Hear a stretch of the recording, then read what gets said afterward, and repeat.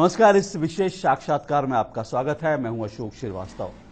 25 और 26 जून की रात भारत में हमेशा याद रखी जाएगी। आज़ादी के बाद का जो दौर है उसमें इस तारीख का बहुत महत्वपूर्ण रोल है, बहुत अहम ये तारीख है।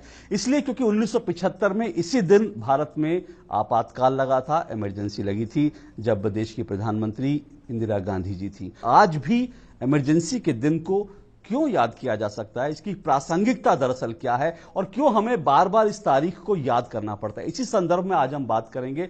और हमारे साथ बातचीत करने के लिए राष्ट्रीय स्वयंसेवक संघ के सह सरकार्यवाह हमारे साथ हैं श्री डॉक्टर कृष्ण गोपाल जी। बहुत बहुत शुक्रिया डॉक्टर कृष्ण गोपाल जी। आपातकाल का विषय इतना महत्वपूर्ण आपको लगता है कि आज भी, आज के संदर्भ में भी है ये, आज भी इसको याद करने की जरूरत है क्या? आपातकाल की घटना देश के इतिहास में एक बहुत महत्वपूर्ण घटना है और 75 का वो समय था और सारे देश भर में कांग्रेस की सरकारों के प्रति लोगों में एक जन आक्रोश था। गुजरात में एक बड़ा आंदोलन होकर के चुका था चिमन भाई पटेल की सरकार के विरोध में, फिर बिहार में अब्दुल गफूर की सरकार के विरोध में लोकनायक जयप्रकाश जी सामने आए थे। भ्रष्टाचार, लोगों के विकास के कार्य न होना, एक ऐसे अहम मुद्दे थे कि लोकनायक जयप्रकाश जो राजनीति से बहुत दूर जा चुके थे, उनको लगा कि जनता का नेतृत्व करना चाहिए। वे फिर से आए सामने, लाखों की संख्या में लोग उनके पीछे खड़े हो गए। लोगों को लगा हाँ, कोई अच्छा नेतृत्व हमारे सामने आया है। और पटना में जो बड़ा भारी आंदोलन हुआ उससे सरकार थोड़ा सा परेशान हुई। लेकिन बड़ी परेशानी तब आई जब इलाहाबाद में उच्च न्यायालय ने इंदिरा जी के और लोकसभा चुनाव को निरस्त घोषित कर दिया। उसमें ऐसे और कारण निकले जो कि असंवैधानिक थे। इंदिरा जी ने अपने चुनाव जीतने के लिए ऐसे कुछ असंवैधानिक साधनों का उपयोग किया था, उनका चुनाव निरस्त घोषित हो गया। तो सारे कांग्रेस में घबराहट हुई और उन्हें अप्रत्याशित रूप से देश में आपातकाल घोषित किया। इसकी कोई आवश्यकता नहीं थी, उनको दोबारा चुनाव में जाना चाहिए था। अगर उनको अनुमति मिलती तो वे सर्वोच्च न्यायालय में जाती। वो न करके असंवैधानिक रूप से देश में आपातकाल की घोषणा की। अप्रत्याशित था, लोगों को प्रारंभ में समझ में नहीं आया क्या हुआ है। लेकिन दूसरे विरोधी दल जो थे उनके नेताओं को जेल में डालना, लोकतांत्रिक संस्थाओं को प्रतिबंधित करना, समाचार पत्रों पर भी भिन्न भिन्न प्रकार का अंकुश लगाना, इसकी किसी को और अपेक्षा नहीं थी। इसके साथ साथ जो लाखों लोगों को जेल में डाला गया, ये तो और भी बड़ा कारण था। बड़े बड़े प्राध्यापक थे, वाइस चांसलर्स थे, सामाजिक कार्यकर्ता थे, उनका कोई दोष भी नहीं। राष्ट्रीय स्वयंसेवक संघ पर भी प्रतिबंध डाला, इसकी कोई आवश्यकता नहीं थी। तो ये जो काम था उनका, इस देश में कभी भी कोई सभ्य समाज इसको स्वीकार नहीं करेगा। क्या आप कह सकते हैं कि आज़ादी के बाद ये देश, ये जो इमरजेंसी का दौर था, ये देश का सबसे एक तरह से काला अध्याय है? जिस तरह से लोकतांत्रिक शक्तियों का दमन हुआ या फिर जो लोग इसके खिलाफ लड़ रहे थे, जिस तरह से उन पर दमन किया गया, क्या ऐसा आप मानते हैं अभी भी? देखिए, संविधान में भी ऐसे प्रावधान तो नहीं थे, लेकिन उन्होंने और तोड़ मरोड़ करके ये आपातकाल घोषित कराया। डॉक्टर अम्बेडकर जी ने देखो संविधान सभा में अंतिम भाषणों में ये बात स्पष्ट की है, संविधान कितना भी अच्छा क्यों न हो, जो लोग उसको चलाने वाले हैं वो कैसे हैं ये निश्चित करेगा। अगर अच्छे लोग हैं तो संविधान अच्छा है, अच्छे लोग नहीं हैं तो संविधान क्या करेगा। आपातकाल ने एक बार को अंबेडकर जी की उस राय को पक्का किया। आखिरकार इस देश में लोकतांत्रिक मूल्यों की रक्षा करने का जो कार्य है वो जिम्मेदार लोगों का है। वो जिम्मेदारी में वे प्रामाणिक नहीं पाए गए आपातकाल लगाने में, और इसलिए सारा देश इसका विरोध करता है, सारे दुनिया भर में इसका विरोध हुआ। और उस आपातकाल की घटना से विश्व के अन्य लोकतांत्रिक देशों ने भी सबक सीखा और उसका परिणाम जो निकला तुरंत चुनाव, तो कांग्रेस को बड़ी पराजय का सामना करना पड़ा। तो डॉक्टर साहब, आज के संदर्भों में अगर बात करें तो आपको लगता है आज के संदर्भों में आपातकाल में जो कुछ हुआ या आपातकाल के जो सबक थे उसको आज भी क्या याद रखना जरूरी है? आपको लगता है कि आज के संदर्भ में इसकी प्रासंगिकता है कि हम 4 दशक बाद इस बात को याद करें कि देश में कभी आपातकाल भी लगा था? देखिए, हम लोकतांत्रिक व्यवस्था वाले देश हैं। कहीं कोई इतिहास में कोई भूल होती है ना, उससे सीखना चाहिए। इतिहास में होने वाली भूल को ध्यान में भी रखना चाहिए, जिससे आने वाली पीढ़ियां जो हैं वो ऐसी गलती को दोबारा दोहराए नहीं। और सत्ता में कोई भी क्यों न रहे, फिर से ऐसी हिम्मत न करे। लोकतांत्रिक मूल्यों की सुरक्षा करना ये अंततोगत्वा केवल राजनीतिक दलों का ही दायित्व नहीं है, ये सारे समाज के वो दायित्व है। समाज में और भी लोकतांत्रिक संस्थाएं जो हैं, पत्र है, पत्रिकाएं हैं, लेखक है, संपादक है, कलाकार हैं, इनकी भी तो जिम्मेदारी है। इन लोकतांत्रिक मूल्यों की रक्षा करने के लिए वे खड़े हों, और जो लोकतांत्रिक व्यवस्थाओं को नष्ट करने का प्रयत्न करते हैं उनको ठीक प्रकार से रास्ते पर लाने की कोशिश वे करें। ये केवल राजनीतिक दलों की जिम्मेदारी नहीं है। जब आप कहते हैं समाज को याद करके सचेत करना चाहिए, तो आपको क्या लगता है कि जो सबक जो थे, जो आपातकाल से हमने सीखे, आपको लगता है वो सही मायने में, क्योंकि नई पीढ़ी, शायद आज की नई पीढ़ी, वो जो लोग 20 साल की उम्र में, 21 साल की उम्र में, वो लोग शायद उनको पता भी नहीं आपातकाल का वो दौर क्या था, तो आपको लगता है वो सबक सही से हम पहुंचा पा रहे हैं नई पीढ़ी तक? हाँ, ये पहुंचाने की जिम्मेदारी तो हम सभी की है। ये बात सच है कि उस बात को 40 वर्ष लगभग हो गया। मैं उन दोनों MSc का विद्यार्थी था और मुझको जेल भेजा, हमारे साथियों को जेल भेजा। हमारा क्या अपराध था? हम जेल में गए तो हमने देखा कि 80 वर्ष के लोग भी जेल में बैठे हैं। मेरे साथ जेल में 12 साल के बच्चे भी थे। वे क्या कहीं अव्यवस्था फैला रहे थे? उनको आरोप लगाया गया कि वो टेलीफोन के तार काट रहे थे, उनको आरोप लगा के रेल को उड़ा रहे थे। ये तो गलत बात। 12 साल के बच्चे। आगरा में कलाकुंज स्टूडियो वाले सत्यनारायण गोयल, उनका बेटा संजय, मुश्किल से 12 वर्ष की उम्र थी उसकी, वो जेल में लाकर के बंद कर दिया गया था। ऐसे और भी बच्चे देश भर में बंद किए गए। आप पर क्या आरोप लगाया गया था उसमें? मेरे को तो मालूम भी नहीं जी। आपको मालूम नहीं? हाँ, मेरे को चार्जशीट भी नहीं मिले कभी। हम MSc में पढ़ने वाले, हमारे साथ लॉ में पढ़ने वाले विद्यार्थियों को, और हम तो एक स्थान पर संघ से प्रतिबंध हटाने के लिए मांग कर रहे थे। भाई, राष्ट्रीय स्वयंसेवक संघ पर प्रतिबंध आपने क्यों डाला है? बस हमको जेल भेजा।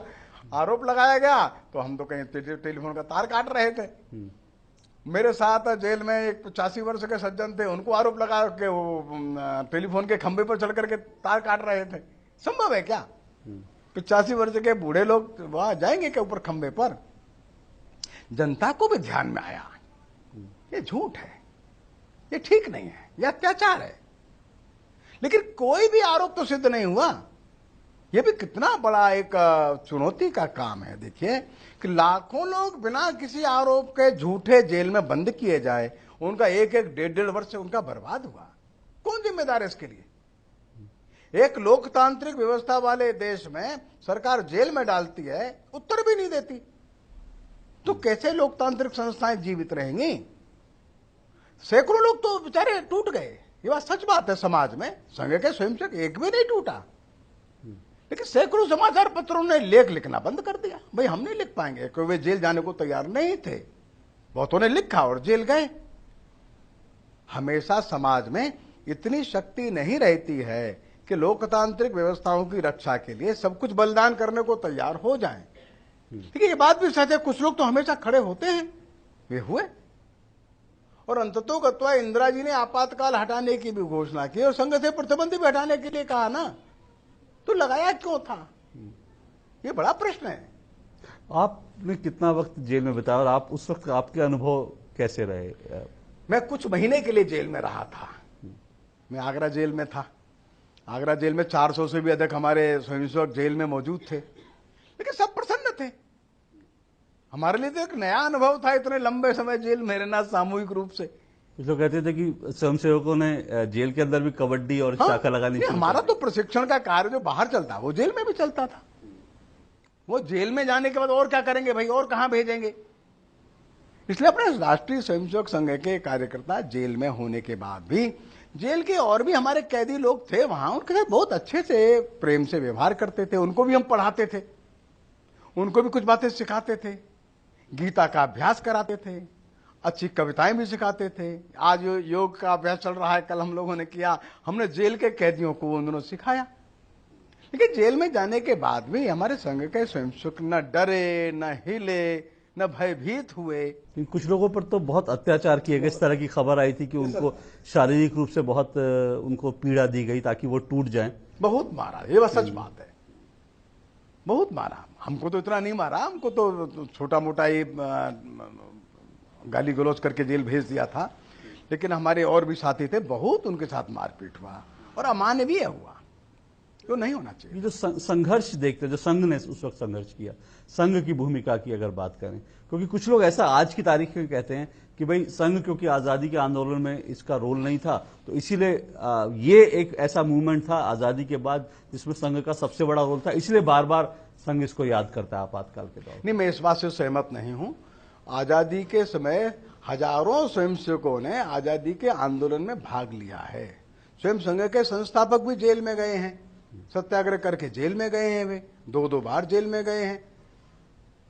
राष्ट्रीय स्वयंसेवक संघ के स्वयंसेवक के नाते से, नागरिक के नाते से जेल में गए थे। आपातकाल के समय भी एक राष्ट्रीय चुनौती सामने आई और संघ के स्वयंसेवकों ने इस चुनौती को स्वीकार किया। जिस समय समाज भयभीत था, समाज डरा हुआ था, स्वयंसेवकों ने समाज के डर को निकाल करके हिम्मत के साथ नेतृत्व किया। वे जेल में गए और जेल में जाकर समाज के मनोबल को वहां बनाए रखा और सैकड़ों हजारों स्वयंसेवक, लाखों स्वयंसेवक ऐसे थे, जेल के बाहर रखा उनको। हम लोगों ने समाज के मनोबल को बाहर बना करके रखा उन्होंने। जो जेल में लोग चले गए उनके परिवारों की देखभाल करने के लिए भी रखा। भले ही स्वयंसेवक नहीं थे, समाजवादी पार्टी के लोग थे, चौधरी चरण सिंह जी की पार्टी के लोग थे, उनके भी लोगों के साथ अच्छा सामंजस्य बनाकर लोकतांत्रिक व्यवस्था को फिर से पुनर्स्थापित करने में संघ के स्वयंसेवकों की बड़ी भूमिका थी। अभी आपने जैसे कहा कि भाई आपातकाल के सबक इसलिए याद रखने जरूरी है ताकि इस तरह की चीजों की पुनरावृत्ति ना हो। अभी अडवाणी जी ने हाल ही में एक बयान दिया, उन्होंने इस तरह का कहा इंटरव्यू में, उन्होंने कहा कि भाई अभी भी लोकतांत्रिक शक्तियां उस तरह से मजबूत नहीं है कि इस तरह की चीजों की पुनरावृत्ति को रोक पाए। हालांकि बाद में संघ की तरफ से बयान आया, मनमोहन वैद्य जी ने का बयान आया, उन्होंने कहा कि हमको नहीं लगता कि आज के संदर्भों में आपातकाल को लगाया जा सकता है। तो ये लेके विवाद भी काफी हुआ, आप इसको कैसे देखते हैं? नहीं, उनका जो कहने का जो भाव है वो यही है कि देश में सदैव हमेशा लोकतांत्रिक व्यवस्थाएं मजबूत रहें, लोकतांत्रिक संस्थाएं जो है ना वो स्वावलंबी रहें, वो मजबूत रहें। वो स्वयं अगर ऐसी कोई परिस्थिति आती है, सरकार किसी की भी रहे, वो स्वयं विरोध करने के लिए खड़े हों, ऐसी परिस्थिति को आने न दें। उनको थोड़ा सा मन में संदेह होता है, क्या इस देश में लोकतांत्रिक व्यवस्थाएं और मजबूत होती जा रही हैं क्या? वो आवश्यक है। ये कोई तात्कालिक कोई एक विषय नहीं है। इस देश में एक लोकतांत्रिक संस्थाएं एक मैच्योरिटी की ओर जा रही है। ये लोकतांत्रिक पद्धति जो है ना, ये धीरे धीरे मजबूत हो रही है। उनका कहना आशय है और मजबूत चाहिए। क्या देश के संपादक, देश के लेखक, देश के वकील, देश की न्यायपालिका, कार्यपालिका, सामाजिक अन्य संस्थाएं, कभी ऐसा प्रसंग आएगा तो हिम्मत से खड़ी होंगी? ये उनका प्रश्न है। लेकिन अडवाणी जी के लोगों ने इस संदर्भ में, आज की सरकार के संदर्भ में लोगों ने उससे जोड़कर, मीडिया ने इस तरह, आज की सरकार से कोई संबंध उनका नहीं है। ये आशय उनका नहीं है। उनके वक्तव्य का आशय सारे देश की समस्त लोकतांत्रिक संस्थाओं में एक व्यवस्थितता के साथ स्थिरता आए, मजबूती आए। कोई भी प्रसंग आज नहीं 10 साल बाद भी कभी खड़ा हो तो हिम्मत से खड़े हो जाए। ऐसे प्रसंगों को आने न दें। लोकतांत्रिक व्यवस्था जब हम लोग कहते हैं, लेखक भी है, संपादक भी है, उसमें कलाकार भी है, कवि भी है, उसमें अध्यापक भी हैं, प्रधानाचार्य भी है, वाइस चांसलर्स भी हैं, उसमें वैज्ञानिक भी आएंगे, सब लोग आएंगे। अपने अपने क्षेत्र में उनको इन व्यवस्थाओं को, संस्थाओं को सुदृढ़ करना होगा। आपको लगता है कि आज इस तरह की स्थिति यदि कभी बनती है तो उसके लिए संस्थाएं या फिर जो सामाजिक संस्थाएं हैं, अलग अलग क्षेत्रों में काम करने वाले लोग हैं, वो इतने मजबूत हैं कि इस तरह की चीजों की पुनरावृत्ति नहीं हो पाएगी? मैं समझता हूं मजबूत तो है, लेकिन एक मजबूती एक ऐसा शब्द है जिसको और आगे भी बढ़ा सकते हैं अपन लोग। कैसे? क्या देश में ऐसे लोग हैं जो ऐसा अत्याचार होगा तो हिम्मत से डटे रहेंगे? प्रश्न ये है। क्या भाई झुक तो नहीं जाएंगे? आपातकाल लगा और इंदिरा जी ने कहा थोड़ा झुक करके बैठो, लोग लेट गए। ये तो ठीक नहीं है। इंदिरा जी ने कहा थोड़ा सा धीरे धीरे चलो, लोग क्रॉलिंग करने लगे, कोहनी के बल घुटने के बल चलने लगे। ये तो ठीक नहीं है। हमारा मानना ऐसा है कि सभी संस्थाएं, सामाजिक, सांस्कृतिक, आर्थिक, केवल राजनीतिक प्रश्न नहीं है। देखिए, ये समाज जीवन की प्रत्येक संस्था, वो शैक्षणिक क्षेत्र में है, वो कला के क्षेत्र में है, वो सांस्कृतिक क्षेत्र में है, सब मिलकर के लोकतांत्रिक व्यवस्थाओं को मजबूत करते हैं। केवल एक राजनीतिक सत्ता ही नहीं, राजनीतिक सत्ता प्रत्यक्ष में दिखती है, लेकिन राजनीतिक दल, राजनीतिक नेताओं को भी वही भाषा बोलनी चाहिए जिसको सारा समाज मिलकर के बोलता है। सारे समाज की अपेक्षा जो है, और राजनीतिक नेतृत्व कहीं भी किसी पार्टी का यदि इन व्यवस्थाओं के विपरीत जाता है तो सारा समाज खड़ा होना चाहिए, ये आशय है। तो आज के संदर्भ में मीडिया की भूमिका को आप मानते हैं कि इस तरह की अगर कोई देश पर आपत्ति आती है तो मीडिया उसके लिए तैयार है, और मीडिया इतना पावरफुल आज हो चुका है? लेकिन आज के संदर्भ में हम दूसरी तरफ देखते हैं तो अडवाणी जी का ही प्रसंग अगर ले तो उनकी बात को जिस तरह से मीडिया ने प्रचारित किया, उसको लेकर एक ऐसा भाव गया कि भाई वो वर्तमान राजनीतिक परिप्रेक्ष्य में लेकर बात कर रहे हैं और संघ उनसे सहमत नहीं है। तो आज मीडिया को कुल मिलाकर कैसे आप आंकेंगे?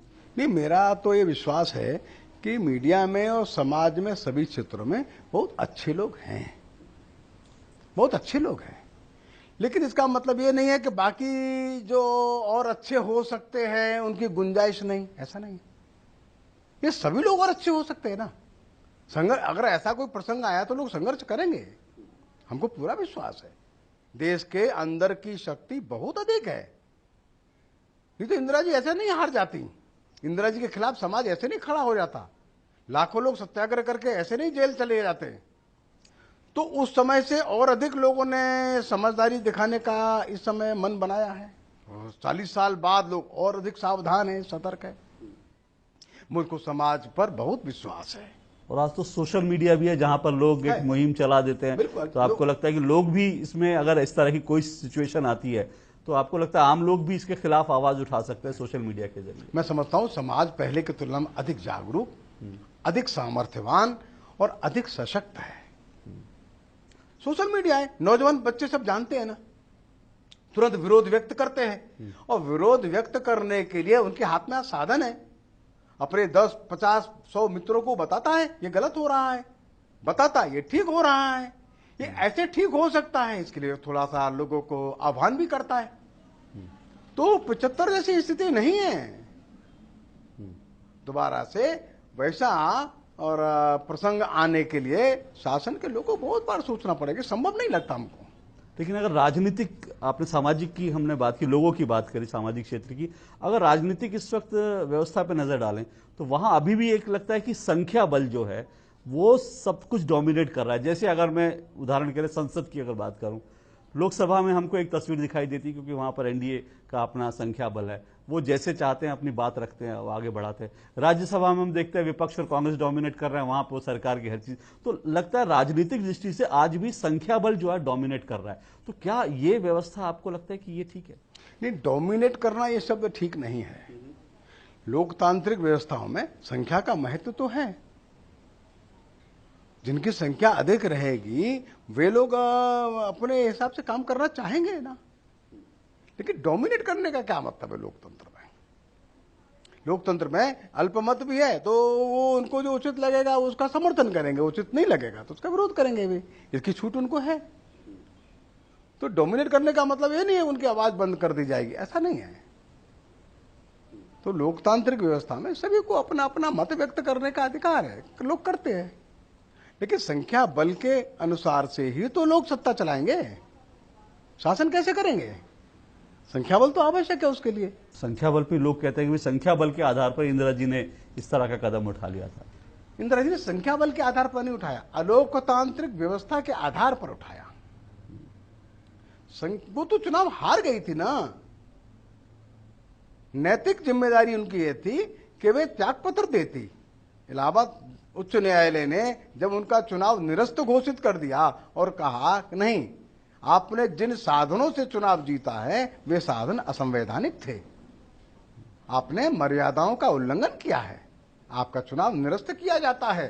उनको दोबारा चुनाव में आना था या उनके ऊपर प्रतिबंध लगाया था चुनाव के लड़ने के लिए, तो उस प्रतिबंध का सामना करना था। वो नहीं किया उन्होंने अलोकतांत्रिक पद्धति अपनाकर संविधान में संशोधन शुरू करने प्रारंभ किए। ये ठीक नहीं था। डॉक्टर साहब, मैं थोड़ा सा यहाँ पर आगे विषय से आगे भी बढ़ना चाहता हूँ। संघ से जुड़े अन्य विषयों पर भी मैं आपसे जरूर आपके विचार जानना चाहूंगा। एक बात ये आती है, क्योंकि आप एक तरह से समन्वय का काम देखते हैं राजनीतिक क्षेत्र में। एक साल अभी सरकार को हुआ, जो एनडीए की सरकार आई, कुल मिलाकर इस एक साल के सरकार के कामकाज को कैसे आप आंकते हैं? मैं समझता हूं कि अभी पूरे आकलन के लिए समय अभी थोड़ा कम है, लेकिन जैसा जनता ने अपना मत व्यक्त किया है बहुमत दे करके, तो उस पर उन्होंने अच्छे ढंग से काम किया है और जनता में एक बार को एक नया विश्वास भी गया है कि प्रामाणिकता के साथ, सत्यनिष्ठा के साथ कुछ लोग शासन चलाने के लिए सामने आ सकते हैं। जो सारे समाज में एक लंबे समय से ऐसा लगता था कि राजनीति में प्रामाणिकता का कोई महत्व ही नहीं बचा है क्या, जो राजनीतिक दलों में काम करने वाले लोगों के प्रति लोगों का देखने का दृष्टिकोण जो बदल गया था, वो फिर से बदल रहा है ना। लेकिन देश बहुत बड़ा है, जो योजनाएं बनेंगी उनका कैसे बदल रहा है जब आप कहते हैं तो? नहीं, देश बहुत बड़ा है, देश बहुत बड़ा है और जो योजनाएं बनेंगी, जो उन्होंने कार्यशैली प्रारंभ की है, जिस पद्धति से वे काम कर रहे हैं, परिणाम आने में थोड़ा समय तो लग सकता है, लेकिन उसके चिन्ह तो दिख रहे हैं। लोगों का विश्वास जगा है, लोग हिम्मत से खड़े हो रहे हैं, लोगों को लगता है कि हाँ परिवर्तन आएगा। भ्रष्टाचार के मुद्दे पर आपको लगता है सरकार, मैं समझता हूं कोई ऐसा कारण नहीं है कि अविश्वास हो। पुरानी सरकारों में जिस तरह से भ्रष्टाचार के केस आते थे, हर साल 4-5 कांड अच्छे खुल जाते थे, ऐसा तो कोई नहीं दिखता ना। और मैं समझता हूं कि इस सरकार में और सब प्रामाणिकता के साथ काम कर रहे हैं, किसी को उंगली उठाने तक का भी मौका किसी को नहीं मिल रहा है। लोग उंगलियां तब उठाते हैं डॉक्टर साहब जब लोग कहते हैं कि भाई मोदी सरकार जो है विकास के रास्ते पे जाना चाहती है, लेकिन संघ जो है वो कुछ अपने एजेंडे लाना चाहता है। कि बार बार बयान आ जाता है, कभी गांधी जी की हत्या को लेकर बयान उठता है, कभी कोई और घर वापसी जैसे मुद्दों पर बयान उठता है, तो कुछ लोग कहते हैं कि भाई संघ और उसके अनुषांगिक संगठन जो है वो सरकार को काम नहीं करने दे रहे। नहीं, हमारा ऐसा कोई विरोध नहीं है, वो सरकार अच्छे से काम कर रही है और ऐसा कोई संघ का अलग से कोई एजेंडा ऐसा कुछ नहीं है। सरकार बहुत अच्छे से काम कर रही है, सरकार के अच्छे इश्यूज हैं और अच्छे से उन्होंने सारे देश में एक विश्वास बना करके और पहल की है। पहली बार लग रहा है नौजवानों में उत्साह है, उद्योगपतियों में उत्साह है, सब में उत्साह है। नहीं, पर गांधी हत्या को लेकर नाथूराम गोडसे को लेकर कुछ बयान आया था, वो है कि भाई संघ के ऊपर फिर उंगलियां लोग उठाते हैं, लोग कहते हैं 48 से उठा रहे हैं। आपको मालूम है संघ को नष्ट करने की कोशिश जो की है ना, ये तो आप देख रहे हैं ना। गांधी हत्या में लगभग 77,000 लोग जेल में बंद थे 302 के आरोप में, लेकिन जो न्यायालय ने निर्णय दिया, जस्टिस आत्माचरण जी थे उसमें, तो संघ का तो दूर दूर तक कोई हाथ नहीं, उन्होंने साफ साफ कहा। बाद में 3 जजेस की और बेंच बनी, उस 3 जजेस की बेंच ने भी निर्णय ये दिया, राष्ट्रीय स्वयंसेवक संघ का गांधी हत्या में दूर दूर तक कोई हाथ नहीं है। फिर भी कांग्रेस संतुष्ट नहीं हुई। 16 साल बाद, मैं समझता हूं 1966 में शायद, फिर कपूर कमीशन बनाया, फिर खोज के निकालो संघ का कुछ हाथ हो सकता है क्या। कपूर कमीशन ने कहा नहीं भाई, सारी बातें हमने खोजी है, देखी है, राष्ट्रीय स्वयंसेवक संघ का कोई हाथ गांधी हत्या में नहीं है। स्वयं द्वारिका प्रसाद मिश्र तो स्वयं कांग्रेस के ही थे, उन्होंने भी पुस्तक लिखी, उन्होंने भी कहा राष्ट्रीय स्वयंसेवक संघ का हाथ तो इसमें नहीं है। जो गृह मंत्रालय के सचिव थे बनर्जी साहब, उन्होंने भी अपनी सैकड़ों गवाहियों में कहा राष्ट्रीय स्वयंसेवक संघ का हाथ नहीं है। वल्लभ भाई पटेल ने स्वयं जवाहरलाल जी को कहा है, मैंने सारी छानबीन की है, राष्ट्रीय स्वयंसेवक संघ का हाथ गांधी हत्या में दूर दूर तक नहीं है।